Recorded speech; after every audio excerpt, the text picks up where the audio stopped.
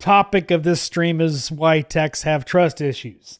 Figured it'd be an interesting topic for, a live stream rather than doing a video on it because, well, lots of techs have trust issues because, well,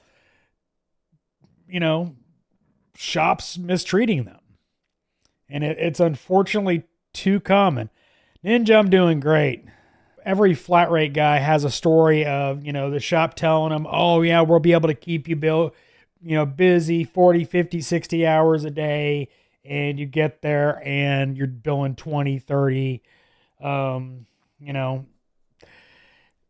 was a discussion online talking about, well, when it's a tech gets there, you promised them this much money and then you got to reevaluate based on how they perform.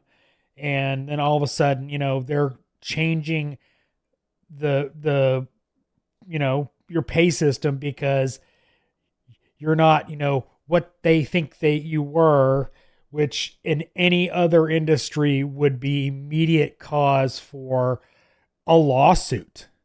You can't change somebody's pay system willy-nilly, but most people in this industry don't sign contracts. Keith, what's going on? Yeah, no, everybody's been there and done that. Junkyard Genius, there's good shops out there. Don't think my issues. There's good shops out there. Everybody's going to have issues. It's like working for anybody. I mean, you can go work any industry and you'll have, this job will suck. You'll move on to the next company and all of a sudden it's great. There's lots of good shops out there. The thing is finding those good shops. And that's the big thing is you got to find a good shop to go work for. But like getting back to the discussion, like any other industry, if you change somebody's pay system, nobody would accept that.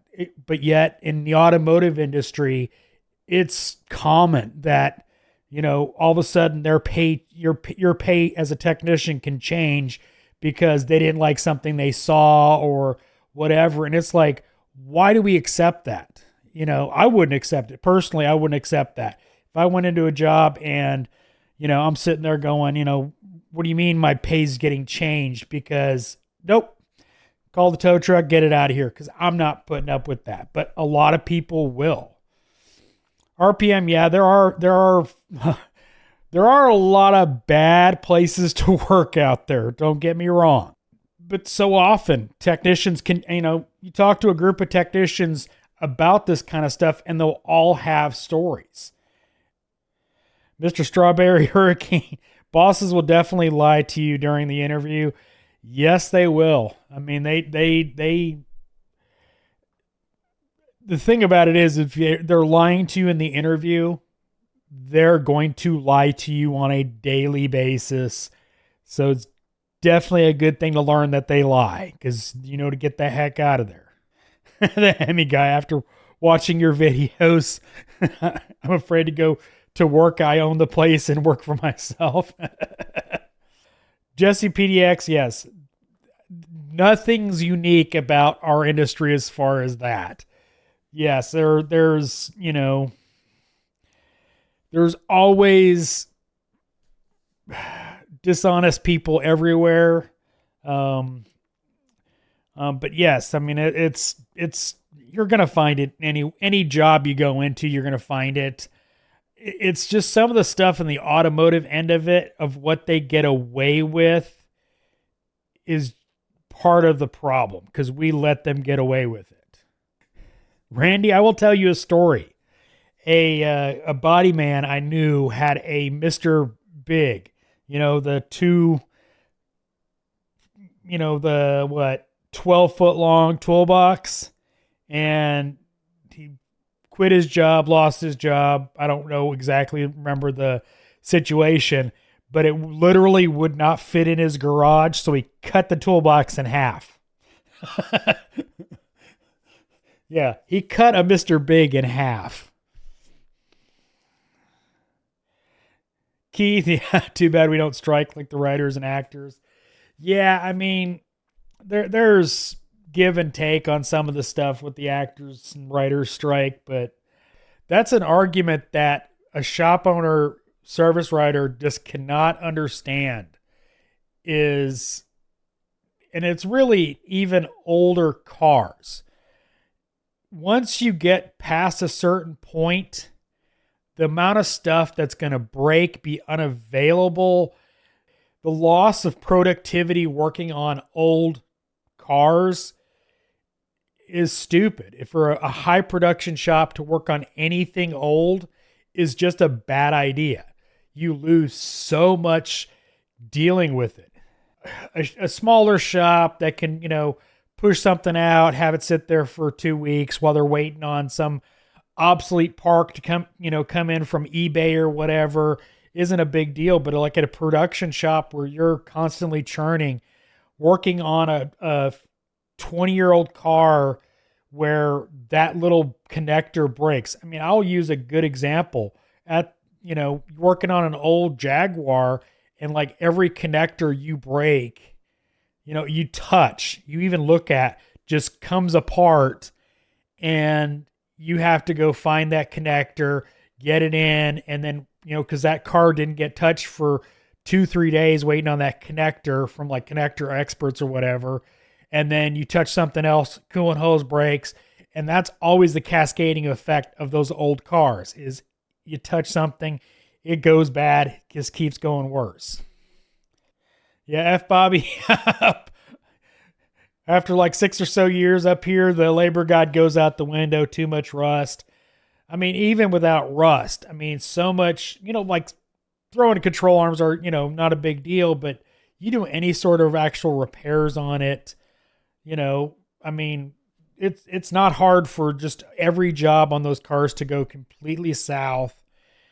Always going to be above what the estimate was. Always going to be, there's always going to be problems with those kind of cars. And if it's a production shop, it's literally not worth it. You're just losing money.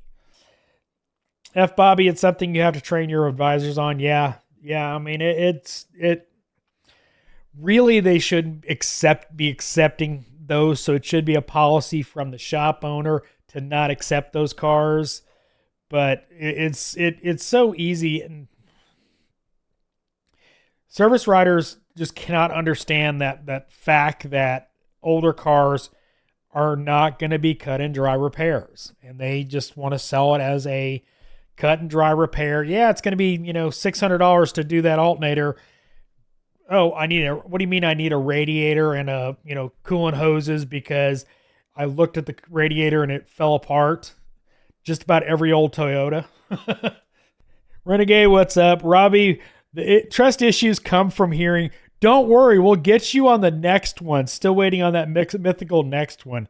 Never. I've never gotten I'll get you on the next one, and they actually get you on the next one. Yeah, that's one of the biggest ones is, oh, no, I'll take care of you on the next one. And next one comes around and you're like, well, no, I can't charge the customer for that was a different car. Like, then don't say that bull. Nicholas Wade, one example of trust issues, techs finding the work they wrote up was given to another tech for no reason. Yep. That will definitely F Bobby. How about the liquid cooled alternators on the mid 2000 Cadillacs? Imagine what one of those looks like these days, or BMW or Maybach or any of the other water cooled alternators. I believe those have been discontinued. Don't quote me on that, but I believe they have been discontinued. So the only way you get them is through the aftermarket, and we know how good aftermarket alternators are. Keith Kapinski, ever here? You got to pull some hours. Where are these hours on a tree outside? Yeah, I love being told you need to bill more hours as you're sitting there twiddling your thumb. Robbie Santos, that is exactly an example of trust issues. Honestly, doesn't feel right charging the client for that diag. It was too easy. You mean the thousands of hours of training that led you to know exactly where to go? Gordon, thanks. My favorite line is, we'll pay you internally. Yeah, never do. Goodwill equals the tech will pay for it.